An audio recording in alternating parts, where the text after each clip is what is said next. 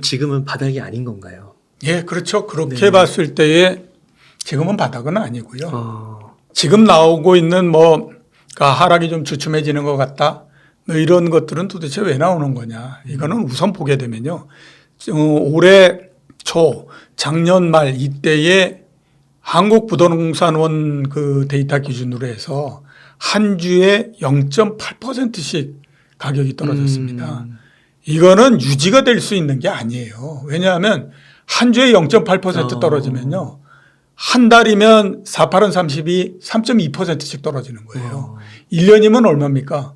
거의 40%씩 떨어지는 거예요. 이런 속도로 내려갈 수는 없어요. 그렇기 때문에 그 0.8% 이렇게 떨어지는 게 속도가 너무 빨라서 속도 조절이 돼야 되는 거거든요. 지금은 보면 한 주에 한 0.27% 그러니까 대략 한 0.3%씩 떨어지고 있습니다. 지금 정도 하락의 속도가 제가 봤을 때는 유지 가능한 정도의 속도다라는 생각이 들어요. 그러니까 페이스가 굉장히 빠른 속도로서 오다가 그 하락하는 페이스가 줄어들다 보니까 사람들이 이제는 하락이 멈추는 거 아니야. 이게 페이스가 줄어들었으니까 이런 그 생각이 드는 거거든요. 근데 그게 아니라 지금 정도의 하락 속도 이 부분으로 유지될 가능성이 있다. 이렇게 이제 봐야 되고요.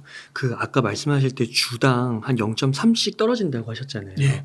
그럼 뭐 예를 들어 한 달에 그러면은 한 1.1%라고 쳤을 때 예.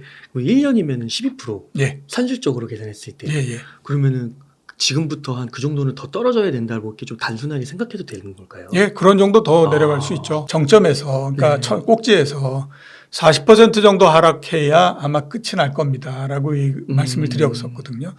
지금까지 보면 20% 내지 25% 정도 하락을 했기 때문에 그래요. 추가적으로 그 정도 내려가게 되면 대체적으로 봤을 때는 맞네요. 어느 정도 이제 바닥을 만들면서 그 다음서부터는 이제 옆으로 쭉 기는 이런 이제 상황이 나온다라고 봐야 되겠죠. 2008년도, 9년도 이럴 때에 14만 채, 16만 채까지 올라갔었습니다. 16만 채. 그렇기 때문에 7만 채라고 하는 것이 그렇게 크게 의미가 있는 숫자는 아니고요. 네. 이게 계속해서 올라갈 수밖에 없는 게 부동산이라고 하는 것의 특징 자체는 짓다가 말 수는 없잖아요. 한번 시작하면 끝장을 봐야 되는 거지 않습니까? 그러니까 뭐 골조만 올려놓고 이거 안 됐으니까 중간에 드롭하겠다. 그거 안 되는 거잖아요. 그 다음에 골조만 올려놓고 우리가 싸게 이거 팔게요. 이런다라고 해서 살 사람도 없는 거니까. 그렇죠. 시작하면 끝장을 봐야 되는데 지금 시작한 것들이 굉장히 많기 때문에요. 당연히 보게 되면 미분양은 계속해서 늘어날 수밖에 없습니다.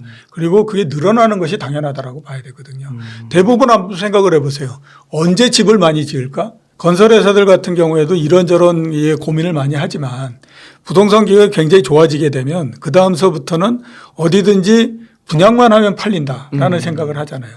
그러니까 되는데 안 되는데 다 짓기 시작을 합니다. 그건 언제? 부동산 경기가 거의 정점에 도달할 때 사람들의 낙관적인 심리는 가장 커지죠. 주식하고 똑같은 거잖아요. 주가가 정점에 도달했을 때 주식은 가장 싸 보인다라는 얘기를 하잖아요. 그거하고 똑같기 때문에 부동산 경기가 최고점을 향해 갈 때에 보다 더 많은 집을 짓게 마련입니다. 그리고 그렇게 시작을 했던 집들은 어떻게 됐든지 계속해서 지어야 되는 건데 자, 문제는 뭐냐면 그거를 분양한다라고 하는데 주변에 있는 아파트 가격들은 모두 다 내려가 버리는 형태가 되면 우리가 일정하게 이런 정도에서 분양가를 매긴다라고 하는 것이 너무 비싸져 버리는 거죠. 다른 그 아파트들에 비해서. 그러면 당연히 미분양이 날 수밖에 없는 거죠. 그러니까 앞으로 보게 되면 미분양은 더 늘어난다라고 하는 거예요. 그리고 늘어나는 것이 정상이다. 그리고 10만 채를 넘고 10만 채를 가고 하는 거는 정상이다. 그러니까 그렇게 되는 거고 이러니까 물론 심각하다라고 얘기할 수 있지만 그거는 그 건설회사들이 알아서 떠안아야 되는 부분이다. 왜냐하면 그동안 돈 많이 벌었지 않냐. 부동산 그 경기 좋을 때 그거 갖고 돈 많이 벌고 했으니까 당연히 당신들이 상황에 대한 판단도 잘못한 거고 그렇게 됐으면 그거에 따른 문제가 나오고 손실이 나오고 하는 부분들도 당신들이 떠안아야 되는 거지. 그걸 누가 해결을 해줄 수 있는 부분들이냐. 그러니까 정부한테 손 벌리고 이것도 말이 안 되는 얘기고 그러니까 그건 뭐 건설회사들이 알아서 해야 될 부분이고 미분양은 계속해서 늘어난다고 봐야 됩니다. 그 둔촌주공하고 장인 유타운 아파트들이요. 그 거의 뭐 그래도 완판됐다고 하면서 또 이게 이거 지금 안 사면은 좀 늦는 거 아니야 이런 심리적인 압박감을 좀 느끼긴 하는데 지금 말씀하신 대로 만약에 7만 채에서 16만 채까지 간다고 했을 때는 그냥 지금 이 소식을 너무 뭐 이렇게 비중 있게 그냥 그럴 수 있는 거지 뭐 이렇게만 받아들여도 되는 거라고. 우리나라 신문을 만드는 신문사들 있지 않습니까? 네. 신문사들의 대주주를 쭉 이렇게 분리해 보면 네. 가장 많은 대주주가 뭐냐면 건설회사입니다. 아 그래요. 건설회사가 가지고 있는 이 신문사가 네. 지금 7개인가 9개인가 그렇게 됩니다. 그렇구나. 자, 그러면 그 신문사들 입장에서 봤을 땐 어떻습니까? 어떻게 하든지 단 한 건이라도 그렇죠. 부동산 경기가 좋아진다라고 하는 것들을 찾아내야 되고 그거를 찾아낸 거를 뻥튀기 해가지고 막 이렇게 그걸 해야 되잖아요. 그게 대주주들한테도 잘 보이는 길일 뿐만 아니라 뭐 이런 거잖아요. 그 사람들이 독자들한테 무슨 뭐 정확한 정보를 제공해 준다. 그거는 저기 그 언론학의 교과서에서나 나오는 얘기고 우리나라 신문사에서는 그거는 말도 안 되는 얘기입니다. 우리나라 신문사에서 굉장히 많은 부분들은요. 어떻게 하면 이게 대주주들한테 이익에 봉사될 수 있는 형태가 될 거냐 하는 것들이 보다 더 관심사인 거거든요. 그렇기 때문에 자연히 보면 그런 얘기를 할 수밖에 없습니다. 자, 둔촌주공거 해가지고 거의 완판됐다. 그거에 대해서 누가 발표한 적이 있습니까? 그 만약에 거의 완판됐다라고 하면 그 주택조합에서 얘기를 이미 했겠죠. 거의 완판됐습니다. 이런 얘기해서 했겠죠. 그 다음에 얼마 전에 보면 분양률이 뭐 얼마뿐이 안 됐다라고 하는 장이동 이런 데가 지금 거의 완판됐다라고 하게 되면 대문짝만하게 싫었겠죠. 그 조합에서 그 해가지고 막 저 홍보 자료 만들어가지고 뿌리고 뭐 이렇게 했을 거 아니에요.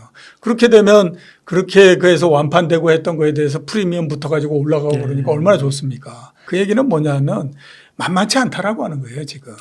그런데 발표를 안 하기 때문에 누가 뭐라고 하건 그거를 검증할 수 있는 수단이 없는 거죠. 그렇게 되면 신문사는 어떻게 하냐? 이게 거의 완판됐습니다. 완판 안 됐으면 누가 완판됐다고 얘기했습니까?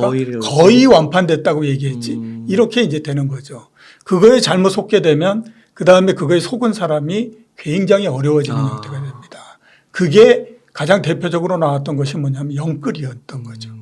그런 이 신문사들의 이해관계 때문에 영끌이라고 하는 걸 가지고 온갖 얘기들을 만들어 가지고 그냥 그 신문 지면을 거의 도배를 해버리는 형태가 됐고 그렇게 도배를 해버리는 형태가 되다 보니까 건설회사들하고 관계가 되지 않는 그 신문사들이나 방송사들도 이게 계속 괜찮고 영끌이라고 하는 부분들에 대해서 해야 된다라는 쪽으로 갈 수밖에 없는 거죠. 왜냐하면 이게 부동산 경기가 굉장히 좋아야 아무튼 광고 수입도 많이 나오고 뭐 이런 형태가 되니까 그게 된 거죠.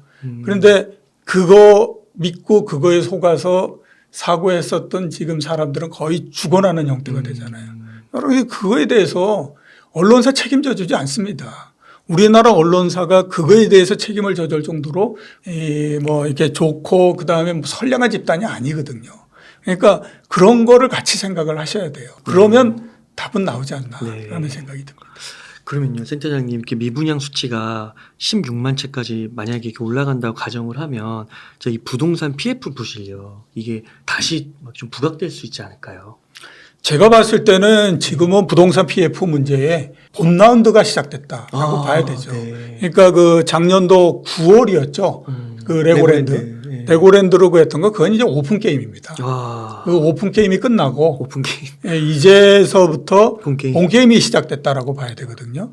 오픈 게임은 그게 벌어진 이유는 그겁니다. 아니 지급 보증을 해줬는데 혹시 지급 보증을 이행 안 하겠다고 하니 그러면 다른 그 부동산 PF도 지급 보증을 이행하지 않는 거 아니야?라고 하는 두려움 때문에 생긴 거죠. 그렇기 때문에 그거는 그 두려움만 끊어주게 되면 그 다음서부터는 문제가 없어지는 형태가 됩니다. 근데 그 본 게임은 뭐냐면 미분양이 나면서 부동산 PF라고 하는 것이 망가지는 형태가 돼버리는 거죠. 그러면서 생기는 건데 이제서부터 이제 그런 것들이 계속해서 이제 되는 거잖아요. 자, 뭐 많이들 이제 들어보셨겠지만 대우건설이 울산에 그 주상복합 아파트 짓는데 440억 물어주고 네. 그다음에 우리가 여기서 나 손 떼기. 발 뺄게요. 뭐 이렇게 나오지 않습니까? 지금 다른 건설 회사들도요 굉장히 고민할 겁니다. 대구에 짓고 울산에 짓고 뭐 이런데 야 이거 빠져야 되냐 아니면 가야 되냐 뭐 이런 이제 고민 굉장히 많이 할 겁니다. 거기에다가 지금 본 PF 진행되고 이러는 것들, 그러니까 강남에 만약에 뭐 그래 가지고 그 주택조합 만들어 가지고 재건축 들어가고 이런 데 있지 않습니까? 그런데 주변에 아파트 가격이 떨어지게 되면요. 높은 가격에 이거를 분양하기가 굉장히 어려워지는 형태가 됩니다. 지금 그냥 따져봤더니 대치동 음마 아파트 7,000원. 재건축할 때에 평당 7,700만 와, 원 엄청 이렇게 크네요. 그 분양가가 된다. 근데 주변의 아파트가 만약에 평당 6천만 원 된다라고 하면 그거 사람 많이 모이겠습니까? 그렇죠. 거기에서부터 따져서 야 6천만 원인데 7,700만 원이면 그 사이에 격차가 1억 7천만 원이니까 대략 한 30% 되고 그러면 대치동 음모 아파트 새로 지은 것이 한 새 아파트니까 30% 정도 프리미엄이 있다라고 보더라도 거기에서부터 더 올라가야 되는데 그러면 나는 평당 1억은 돼야 정말로 뭔가 아무튼 뭐 얘기를 해보거나 할 수 있는데 라는 생각이 드는데 쭉 떨어져서 반포에 있는 지금 뭐 평당 1억을 하니 어쩌냐 하는 아파트들도 내려가서 평당 8천만 원 뭐 이렇게 되고 한다라고 하면 그때서부터는 야 이걸 해서 수익이 날지 안 날지 이런 그 고민을 할 거잖아요. 그게 지금 강남에 있는 재건축 조합이나 이런 데들도 똑같이 겪어야 되는 그 고민이거든요. 그러면 그쪽에서도 미분양이 날 수 있는 거예요. 그러면서 문제가 생기는 겁니다. 그렇기 때문에 부동산 PF는 지금 제가 봤을 때 이제 본 게임이 시작됐다. 이 본 게임은 오픈 게임보다도 훨씬 더 오랜 시간이 걸리고 훨씬 더 거칠게 진행이 되며 그다음에 또 굉장히 사람들을 힘들게 만들 거다라고 봐야 되겠죠. 아, 그렇군요. 그러면요, 센터장님 지금 말씀해 주신 대로 진짜 그 재건축 관련된 비용도 뭐 원자재값 상승까지 더해져 가지고 정말 가격이 너무 비싸기도 하고 비싼 것 같기도 하고 그다음에 두 번째는 또 인구론 얘기도 많이 하잖아요. 그래서 이런 게 더해지면서 앞으로 일본형 장기 침체로 갈 수 있다. 부동산 시장에서 정고점 회복하기가 만만치 않을 것 같다. 이런 얘기들 혹시 어떻게 생각하시나요? 최근에 아무튼 우리나라의 인구에 대한 걱정이 굉장히 많죠. 뭐 그리고 제가 봤을 때 많을 수밖에 없을 거다라는 생각이 드는 거는 그 한 여성이 그 평생 동안 낳을 수 있는 인구 그게 그 아기가 0.79명 이렇게 되거든요. 이 상태가 개선이 되지 않으면 대한민국은 시간이 지나면 사라져 버리는 형태가 됩니다. 그러니까 당연히 봤을 때에는 그 문제가 심각하다라고 생각할 수밖에 없는 거죠. 일본이 뭐 어쩌고 저쩌고 할 때에도요. 이런 속도로서 그 출산이 줄어들고 이러지는 않았었거든요. 그러니까 당연히 보면 굉장히 어려울 수밖에 없습니다. 자, 어려운 것이 그것뿐만 아니라 또 문제는 뭐냐면 세대별로 인구를 봤을 때는요. 우리나라에서 인구가 굉장히 많은 세대는 1960년대, 70년대 중반까지 낳았던 세대들이 굉장히 많습니다. 근데 지금 이제 1960년대 초반에서부터 중반 정도까지 낳았던 세대들은 계속해서 은퇴해 나가고 있잖아요. 앞으로 10년 후가 되면 70년대 중반 정도까지 그 태어났던 인구들이 거의 대부분 다 은퇴한다라고 봐야 되거든요. 그 사람들은 뭐 사람에 따라서 다르고 하기는 하겠지만 그래도 아무튼 지나오면서 이런저런 형태로서 집도 갖고 있고 뭐 이러는 사람들이 있는데 그 사람들이 은퇴를 하고 난 다음에 지금의 집을 유지할 수 없거나 그다음에 더 작은 집으로 가고 싶어 하거나 이렇게 되는 거죠.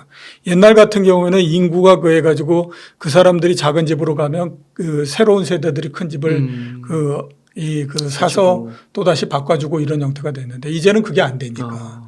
그러니까 이제 문제가 굉장히 심각하게 생길 수밖에 없는 거죠.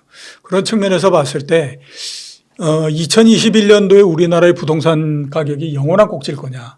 그거는 뭐 좀 시간이 지나봐야 알겠지만 그거까지는 제가 봤을 때 확신할 수 없지만 하나 분명한 건 지금까지 우리나라가 부동산 왔던 것처럼 그런 속도로서 올라가고 이러는 건 이제 없다라는 생각이 굉장히 많이 듭니다. 그러니까 그 만약에 2030몇 년도에 이제 뭐 다시 이렇게 쭉 올라가 가지고 그때 고점을 친다고 하더라도 그 고점이 2021년도의 고점하고 그렇게 크게 차이가 나거나 이러지 않는 정도에서 그냥 그쳐버릴 가능성이 높다라는 생각이 들거든요.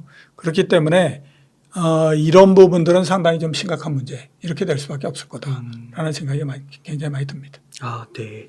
그 센터장님께서 지난번 출연하셔서 앞으로 한 5년 정도는 하락을 지속할 것이다 말씀해 주셨는데 그 생각엔 변함이 없으신 건가요? 그러니까 하락은 1년에서 1년 반 정도 되면 끝이 나고 그다음에 옆으로 5년 정도가 간다. 아, 옆으로 5년. 예, 예. 네. 그러니까 떨어졌다가 우리가 지금 기대하는 것처럼 V자 형태로 쭉 이렇게 올라가는 게 아니라 옆을 쫙 기어버리는 형태가 된다.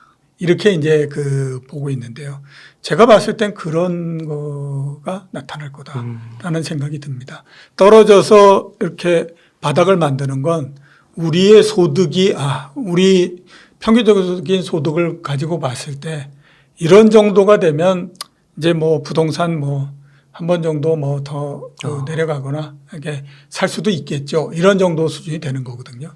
예, 그 다음에는 이제 옆으로 이렇게 쭉 가는 거죠. 왜냐하면 소득을 축적시켜 가지고 이게 다시 이제 힘을 발휘하고 네. 이렇게 될 수 있는 시점까지는 옆으로 끌고 가야 되니까 그러는 국면까지 봤을 때 5년 내지 6년 정도에 걸쳐서 옆으로 쭉 이렇게 밀고 가는 그런 상황이 나온다라고 봐야 되죠. 앞에서 제가 말씀드렸잖아요. 주식시장을 보는 사람도 엉터리지만 부동산 보는 우리나라에 얘기하는 사람들도 진짜 이거는 완전 엉망이더라 라고 하는 거는 제가 봤을 때 제일 문제다라고 생각하는 거는요. 우리나라에서 부동산을 보는 사람들은 연륜이 너무 짧습니다. 그러니까 길다고 해봐야 제가 이렇게 보니까 10년을 넘지 않는 것 같아요. 10년을 넘지 않는다라고 하는 거는 뭐냐면 한 사이클을 제대로 못 봤다라고 하는 거예요. 그러니까 한 사이클을 못 봤기 때문에 그냥 거기에 몰입이 돼 있는 형태인 겁니다. 근데 저 같은 경우에는 주식시장을 35년 동안을 봤거든요. 그 사이에 어마어마하게 사이클이 지나가는 것들을 수차례에 걸쳐서 봐왔고 중간에 보면 외환위기가 나서 거의 나라가 절단되는 위기까지도 보고 이렇게 하니까 가격이라고 하는 것이 요런 형태가 되고 이렇게 되는구나 라고 하는 거에 대한 가격에 관한 원리 이런 부분들로서 그걸 할 수 있는데 우리나라에서 부동산을 보는 사람들의 연륜은 너무 짧기 때문에 그거를 모르는 거예요. 그러니까 대부분 생각이 어떤 형태가 되냐 하면 10년 정도에 비해서 짧은데 그중에 한 6, 7년 정도가 가격이 올라가니까 이 사람들은 부동산을 볼 때 항상 부동산은 올라간다라고 보는 거죠. 그러니까 지금은 금리 때문에 내려가지만 이게 가다가 이제 어느 정도 바닥에 도달해. 그러면 거기서부터 급등해서 올라가. 이런 형태가 되는 거죠. 제가 제일 처음에 여의도에 들어가고 했을 때 주식시장이 굉장히 좋았거든요. 그때가 이제 보면 인원이 어마어마하게 늘어날 때였습니다. 그 이전에는 보면 증권회사에 들어오는 사람들은요. 그러니까 이제 만약에 상고 출신이다. 제일 공부 잘하는 사람이 어디 갔겠습니까? 은행 가죠, 당연히. 그 다음 잘하는 사람은 일반 회사 가죠. 무역회사 간다든가 이런 쪽 가지 않겠습니까? 그리고 삼성전자 같은 데 가가지고 이제 회계하고 이런 사람 했을 거 아니에요. 그러면 증권회사에 누가 오냐? 그 중에서 공부 못하는 사람들이 오는 거예요. 그러니까 그런 사람들이 쭉 있는 거였다가 갑자기 증권회사가 팍 터져버리는 형태가 되니까 어마어마하게 인력들이 어마어마하게 쏟아져 들어오는 형태가 됐죠. 그 새로 들어온 사람들은 대부분 주식시장이 폭발할 때 들어오니까 어떤 생각들을 갖냐면 주식이라고 하는 거는 항상 어마어마하게 계속해서 상승하는 거다. 그 생각들을 하는 거예요. 그러니까 저를 가르쳤던 선배들도 그 얘기를 굉장히 많이 했습니다. 우리가 주식시장을 보는 건 내일 전쟁이 난다고 하더라도 오늘 주가가 올라간다 이다. 그리고 그렇게 되어 왔다. 한 해 동안의 주가가 연초에 비해서 연말에 떨어진다라고 하는 건 이건 있을 수가 없는 일이다. 이 얘기들을 굉장히 많이 했거든요. 근데 그 다음부터 주가가 떨어지고 어쩌고 하면서 이 양반들이 생각하고 있는 것들이 맞지 않으니까 이게 대혼란이 벌어지는 형태가 되는 거예요. 지금 제가 봤을 때 우리나라에서 부동산이 어쩌니 이러면서 얘기하는 사람들은 딱 그 시점에 있었던 증권회사 직원들하고 똑같다. 이런 생각이 들어요. 좀 조급함을 느끼지 말고 차분하게 시장을 관망하면서 충분히 시간을 기다려봐도 괜찮겠다. 예.